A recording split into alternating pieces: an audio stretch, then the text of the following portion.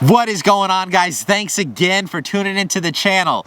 It's another freezing cold day out here in Massachusetts, but the show must go on. So I'm really excited about making this video. This is another fan favorite and another personal favorite rifle of mine, the HK MR762A1. Oh man, I love this rifle so much. I had one previously before this that I had a lot of time behind. I really liked that rifle, but I sold it. I traded it in for another rifle, and after that, there was just a part of me that died that day. I was just like, oh my God, I need another MR762. So I went out and I bought another MR762. That's how much I love this rifle, and this is it. This is the newer version of it. I don't really know the difference other than the markings are a little different than the older ones, and I think they did something to like the thread or something like that. But for the most part, this is the same as the older version, but this one is a 2021 version of the MR762, so I guess they made some slight adjustments to it. But let's go see what's under the hood right now, and I'll give you guys my impression on the MR762. First things first, the stock. The stock that it comes with isn't bad. It gives you an adjustable length of pole, but you don't get that adjustable cheek rise, which is a kind of a drag. I'd rather have it than not have it. Especially when you get used to a nice, your cheek is on a nice, and you got a nice level, your face is nice and level with the scope, you get addicted to it, and I'd rather have it than not have it, but this one does not come with it. But yeah, you get adjustable length of pole, but not adjustable cheek rise.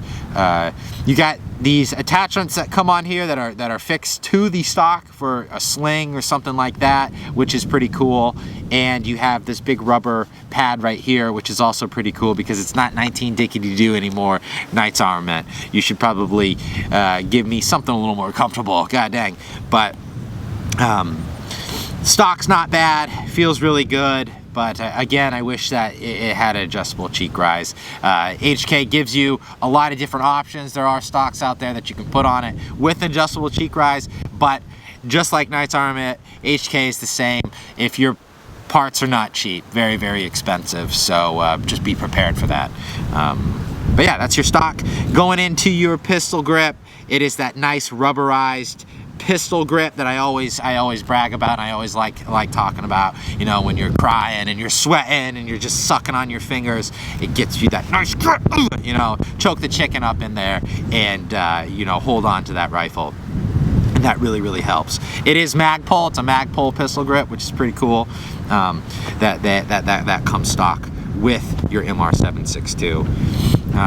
Going into the trigger. Trigger's not bad. Trigger's not bad at all. It's a two-stage trigger, which it's probably, if I was to guess, like maybe 5 pounds of pressure, which isn't bad for a semi-automatic rifle. Now, if it was a bolt action, like a bench rifle, I'd be like, oh, that's just atrocious. But for a semi-automatic 308 DMR rifle like this one is intended to be, it's not bad at all. Am I going to swap out the trigger to a Geisley? Yes. Ooh, it's cold, that wind. But the stock trigger is not bad at all. I kind of enjoy it, but I'm probably going to swap it out anyways. Magazine, HK, just these HK, the clear magazines. I always appreciate how they made it clear, so you can get a nice round count. You can stare at it instead of wondering how many rounds you have in there. That's just a 20-round magazine that it comes with, and it's pretty cool. Going into the lower receiver, this is probably one of the biggest things that I notice HK does, and I kind of like it. It has its pluses and minuses, but it's not bad.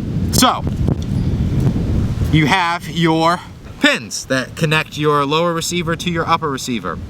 Well, inside of those pins is another pin, and in order to separate your lower receiver from your upper receiver, you have to have this special Allen head wrench with this tiny little nipple on it. That goes into here and it presses a little D10, and then that unlocks your pins. For the longest time, I was like, why is that a thing? Why would you ever want that? What if your rifle goes down? You got to have an Allen head wrench, or an Allen head wrench to separate your stuff. But the more I looked into it, it's a very cool design why they did that. So if you go grab your rifle, just grab it, grab the upper, grab the lower, and shake it. See all that play that you probably have in your rifle? Those pins alleviate that. That's the point of having those two pins, is it locks them in place. You get no play, you get no movement. It locks the two in place. A lot of brands don't do that, and you have play from your lower to your upper, and that's what those two pins are for. But the negative to that is, say your rifle does go down, say you're in the fight and you have to take it apart, you have to do some sort of maintenance to it. Well, let me go get my my special Allen head wrench, and one second, let me press the pins in. That's kind of a drag.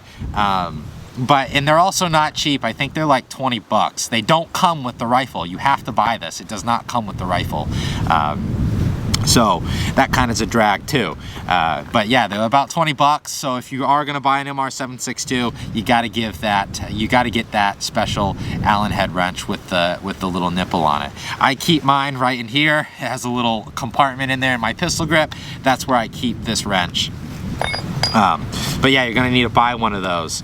I'm not sure how the military rifles do it, so if anybody has any experience with a HK 417 or a M110A1, please let me know if that is just strictly a civilian thing, or if the military does that as well. So please, if you have any experience, leave it in the comment section.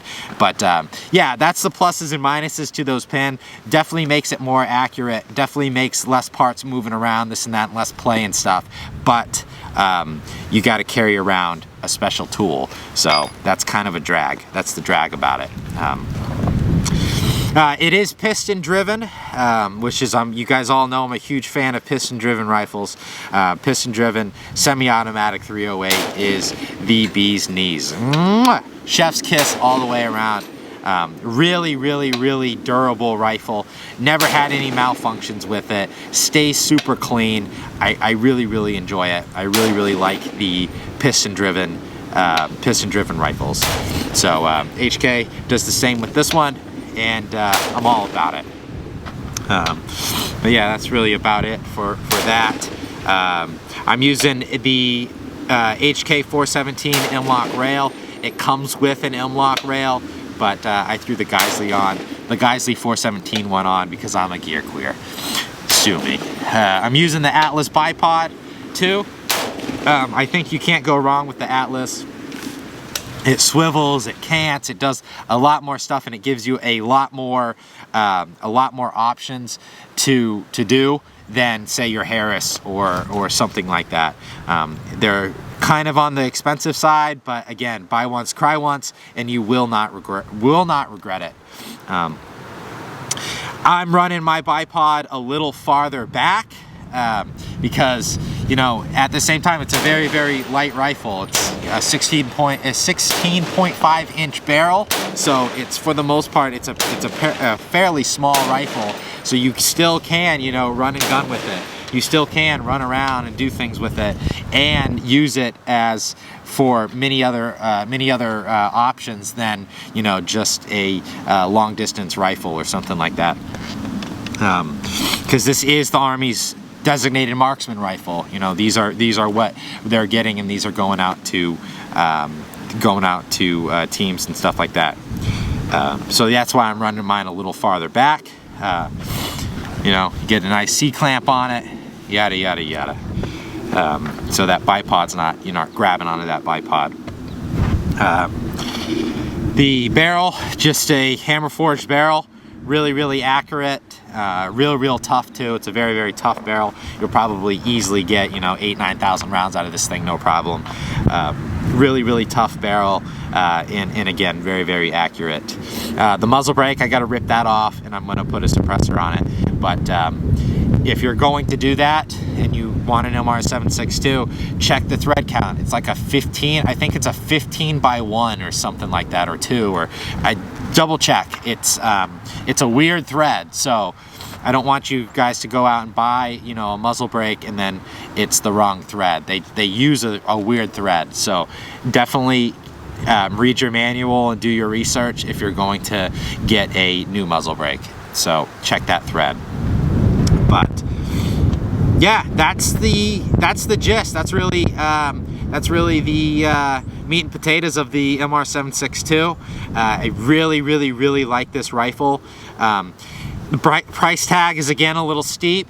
You're probably looking at, I bought mine for $3,700 bucks, but I've seen them going from $3,700 to about $4,500. So in that price range, I got a pretty good deal on mine. Gunbroker, they got a lot of good stuff. That's where I got mine. Do I recommend going out and buying this rifle? Man, you know, for $4,000, you can go get a SCAR 20, which you get a lot more stuff. You get a lot more things that come on it, just absolutely stock. So, are there better options out there? I think so. If I had one rifle to go to war with, I would pick this one. If I had one rifle that I could dump unlimited amounts of money into, it would be this one. But again, that's just a disclaimer that the price tag's about $4,000, and you're probably going to want to put in, you know, a couple more, probably another $1,000 into it. You know, a new trigger, you know, a new stock. You know, that's not even with your scope and your rings and your bipods and this and that. I mean, I run all my rifles suppressed for the most part. Then you got to get a suppressor. Well, that's me, but you don't have to, but I recommend you get a suppressor. So you got to, you know, dump a lot of money into, you got to dump a lot of money into it to make it better. But right out of the box, it is a great rifle. Is it worth $4,000 right out of the box? I don't think so. But yeah, that's my 2 cents on it. I really, really do enjoy this rifle. It's definitely my favorite rifle, and I will be putting a lot of time behind this thing. But yeah, I hope that you guys, this cleared up some stuff.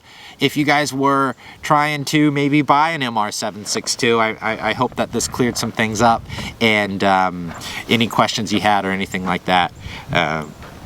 But if you've always wanted one and you can't afford one, go check out the website. I am going to be giving away a MR762 to, this is going to be a completely separate raffle from the 2,500 subscribers that are going to get a Mark 12. Everybody that buys gear from the website, you go into another raffle for this rifle. If you buy a shirt, it's 10 entries. If you buy a hat, it's 10 entries. If you buy a sweatshirt, it's like 20 entries. So the more gear you buy, the more entries you get, and you could walk away with a MR762. But if you don't win the MR762, you also get some free, you also get some sweet gear, some hats and stuff, a whole bunch of stuff on there. Go check it out. But yeah, it's only going to be open for a couple weeks, and then that's it. No more clothes. Shutting the website down, and then maybe we'll do one in the future. But right now, it's going to be open from like 2 to 3 weeks. So definitely go check it out. Go give me a subscribe to Instagram, Midnight Run MFG. I'll leave it all, everything in the bio and in the comment section. But yeah, that's a wrap, guys. I really appreciate it. Thank you guys again. We're growing fast, and I'm just beyond words. You know, starting out, I remember when we were starting out, and I said, oh, you know, my 100 subscribers. Now I think we're up to like 1,500. So, which is really, really cool in a couple months. So, really, really appreciate it, guys. I love all of you, and thank you again. I salute all of you, and I'll see you guys back out there. We got a lot of good videos coming. All right, dudes, later.